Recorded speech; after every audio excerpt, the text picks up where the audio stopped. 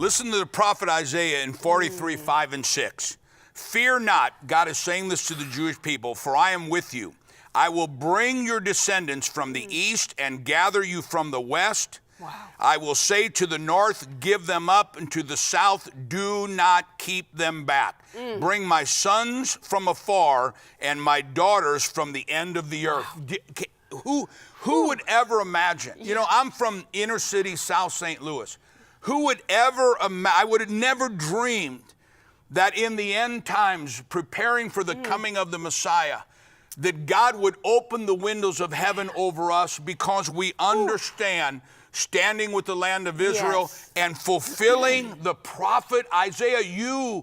God has called you to fulfill the prophet Isaiah in bringing God's children from the north, the south, the east, and the west out of the lands of the nations. You know, we've got several gifts for you, and these are powerful gifts. These are some of the nicest things we've ever given. And I want to talk about the coin in a minute, but it just hit me in my spirit that we have this book by Derek Prince called The Destiny of Israel and the Church. And I was just looking at it as we were watching that spot, and it reminded me, Derek Prince, I don't know if you know who Derek Prince was. He's gone on to be with the Lord, but he was one of the greatest prophets and apostles of our era, maybe any era. And Derek asked me to come to Jerusalem. I'd never met him. He'd heard about us. We contacted each other. And literally on his deathbed, he laid hands on me. And I was thinking about this when we're reading about 70 nations right now representing the Gentile world, the 70 grandsons of Noah, the 70 nations sacrificed, a bull sacrificed on the Feast of Tabernacles, Sukkot.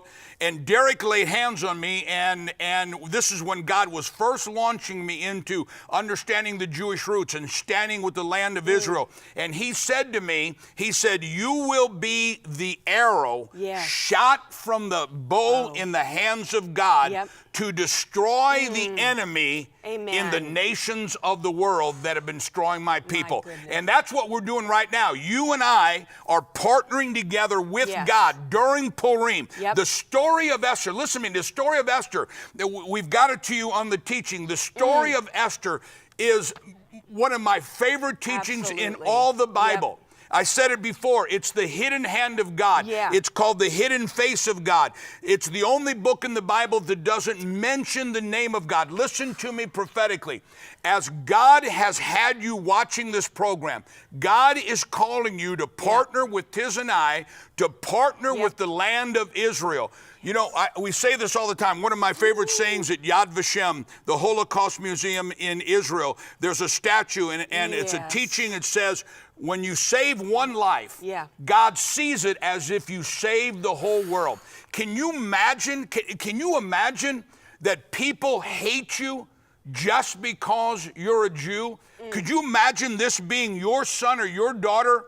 We met with one girl in Jerusalem, and she said, when I was 7 years old, I came to visit my grandmother in Israel. And when I came back to the Ukraine, my mom and dad said, tell everybody you went to America, because if you went to Israel, they'll know you're a Jew. I'm telling you something. It is a time for you and I to stand against anti-Semitism. It's time for you and I to stand against anti-Israel. And it's time for you and I to stand with Israel, with our Jewish brothers and sisters, and say, come on, let us help you, Aliyah, fulfill prophecy.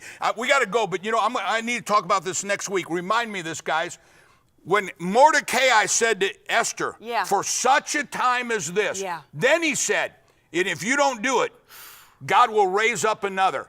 Don't let anybody take your place of blessing. Don't let anybody take your place of prophecy. Don't let anybody take your place of being a blessing to Israel. And don't let anybody keep you from letting God turn your story upside down. This is a time of Purim. You may not feel God. You may not see God. You may not be hearing God. It may be such a big Haman enemy in your life. But let me declare to you, just like God did in the time of Esther. Haman is done, and your blessing is on its way. I'm Larry. I'm Tiz. We love you guys. We can't wait to hear the miracles that God is doing with you as you stand with Israel.